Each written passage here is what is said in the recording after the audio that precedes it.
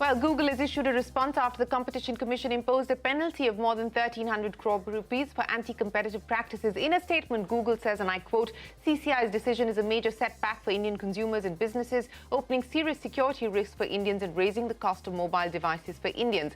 We will review our decision and evaluate the next steps. End of quote. The CCI's order had said that Google leveraged its dominant position in the online search and app store for Android to protect its in-house app. CCI has also barred Google from offering incentives to smartphone makers for carrying its search services.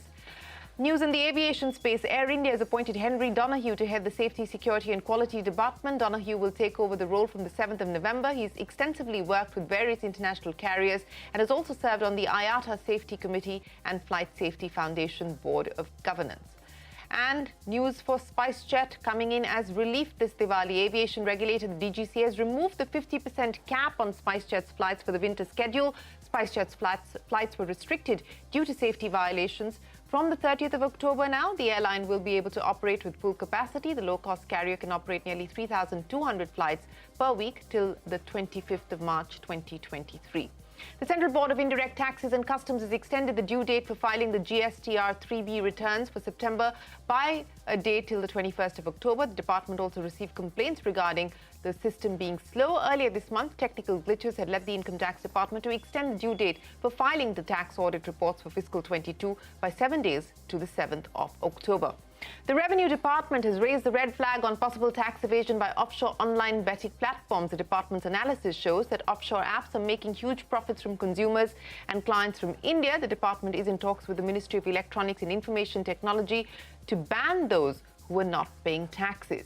The big global story, UK, which is grappling with an economic crisis, will now see a leadership change yet again after Prime Minister Liz Truss bowed out of office after a very tumultuous 45-day term. What's interesting is Boris Johnson, whose resignation earlier this year catapulted Truss to the UK's Prime Minister's post for the shortest term ever, is leading the leadership race. Rishi Sunak, who lost out to Truss in the Tory leadership battle, is also in the reckoning. Candidates who wish to run for the next Prime Minister will have to garner support of 100 MPs by 2 p.m. on Monday. Sanjay Suri gets us the latest. Sanjay. Intense lobbying underway, as one would expect, but we are beginning to approach some indication of a likely scenario. We have reports from very senior sources in the Conservative Party that Boris Johnson's team and Rishi Sunak's teams are in talks currently with a view to some sort of agreement over this election. And of course, we do not have the contours of that yet, but we are likely to fairly soon. As of now, the position of support within the Conservative Party is 60 for Boris Johnson, 57 for Rishi Sunak, 20 for Penny Mordaunt.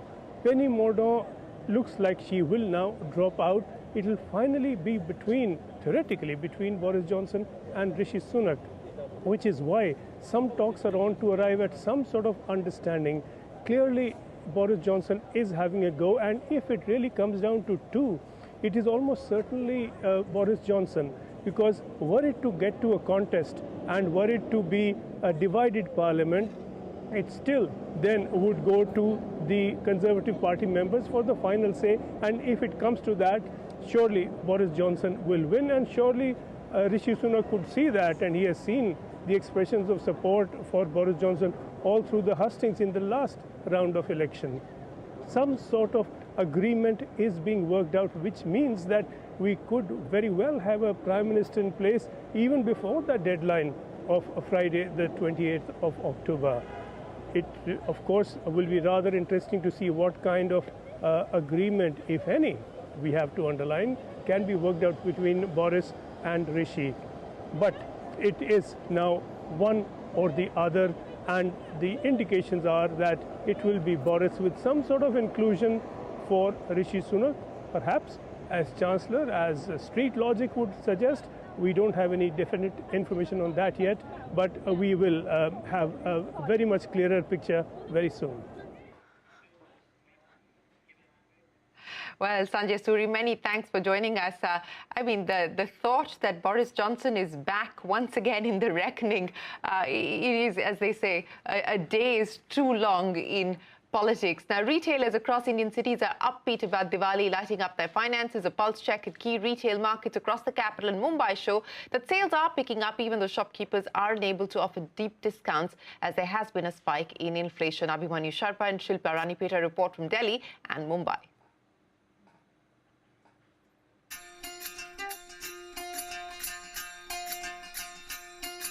As we approach Diwali after 2 years of the COVID pandemic, people who had gotten accustomed to e-commerce are coming out into markets to see and feel what they had missed when they were confined inside their houses. The thrill of seeing, feeling and buying gifts for their near and dear ones, as well as shopping for their own selves, is thronging people back into markets and is increasing the footfall of markets, while the trend of niche gifting as well as travel during the festive season is catching up. Here is what traders and shoppers from two of Delhi's most iconic markets, Khan Market and Chandni Chowk, had to say. The market is humming with activity, which is a very good sign, and most of the products are doing well. Overall, it has been much better than the previous years. Other than sweets and biscuits and also eatables, people are into other things, like somebody is presenting watches, somebody is giving some electronic. People are buying a lot from niche markets, artisanal markets that have come up over the weekends, and I think definitely there is that sense of coming together. You don't just want to come together online, you want to meet and greet. Tourism is booming, particularly domestic tourism, because as you must be seeing, the hotel rates and the airfares have skyrocketed. Even as gifting experiences is becoming increasingly popular, buying decorations and lights is still the mainstay of Diwali shopping. These lanes of Old Delhi's Chandni Chowk are chock-a-block, indicating that the slowdown is behind us, but inflation has clearly impacted buying behavior. 3 साल पहले जिस तरीके से काम निकलता है उस तरीके के उस हिसाब से 80% अभी काम है, पूरा वो 100 के 100% अभी नहीं आ पाया। सामान देखो पिछली बार से तो थोड़ा महंगा है, लेकिन सामान की क्वालिटी बढ़िया है। जैसे सामान लोगे आप वैसे पैसे देने पड़ेंगे। भागीरथ प्लेस में जिस तरीके का आप देख रहे हैं, आदमी चल नहीं सकता है। हर व्यक्ति वो 20 रुपए की भी लाइट खरीदने वाला है, 200 वाला भी है, 2000 वाला भी ले रहा है। भीड़ लगी हुई है। बदलाव ये है कि हर व्यक्ति ये चाहता है कि मैं किस तरीके से, देखिए बजट की लिमिटेशंस हैं, महंगाई बढ़ी है, लोगों की आमदनी नहीं बढ़ी। Even the normal lighting which we put outside the house, which we call in Hindi laddi, all of the people are asking for Make in India laddi, which is not available right now because all the suppliers are just selling it by calling it Make in India, but it's not originally Make in India. We learned from shoppers as well as traders that the effect of inflation is visible across all sections of buyers and has also dented the scope for sellers to give discounts to customers. There is a stated rise in the demand for made in India products, be it for decorative, electronic or non-electronic items. In Delhi with video journalist Rajendra, this is Abhimanyu Sharma for CNBC-TV18. After 2 years of COVID-19 and the pandemic-related restrictions, this is the first near normal year of festivities that we're seeing.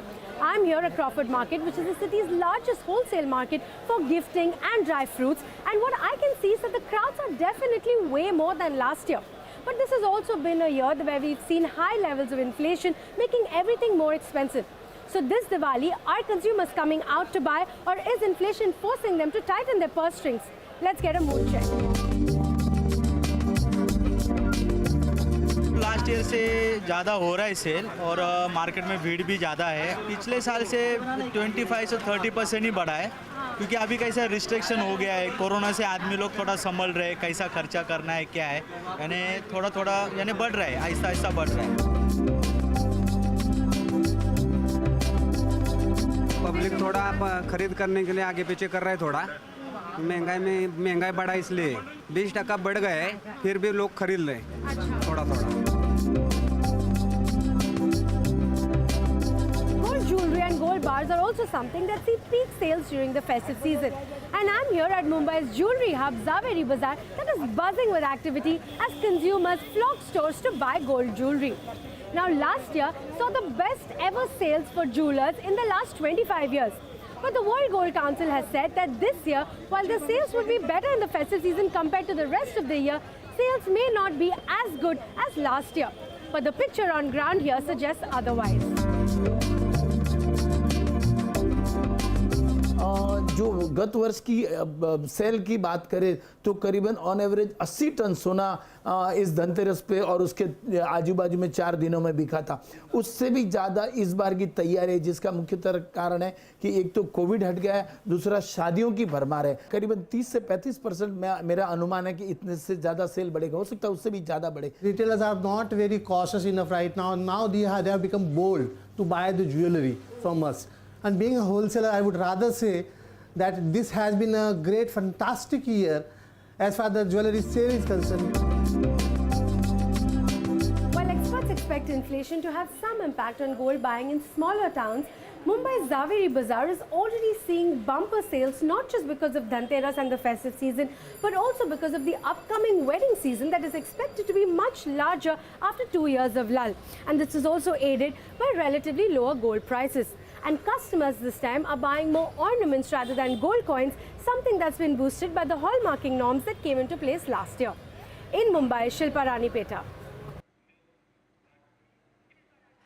Well, that is the festive centimeter. And with that, it is time for us to wrap up this edition of India Business Hour. As always, thanks very much for watching. The team that produces your favorite program wishes you a very bright and prosperous Diwali. There they are on your screens. You don't see them very often, but that's the team behind India Business Hour, the evening team at CNBC-TV18. Committed team. They work very, very hard and very long hours. So happy Diwali to all of you guys, and you can wish our viewers a happy Diwali as well. Happy Diwali! All right, and you see our market experts give their opinion and analysis on the channel every day. For Diwali, they hit all the right notes, and we leave you with this very special interlude. Thanks very much for watching India Business Hour. A happy Diwali to you and your families. मैं पल दो पल का शायर हूँ, पल दो पल मेरी कहानी है, पल दो पल मेरी हस्ती है, पल दो पल मेरी जवानी है। मैं पल दो पल का शायर हूँ। But then it's a happy occasion, so we got to sing Zindagi. एक सफर है सुहाना।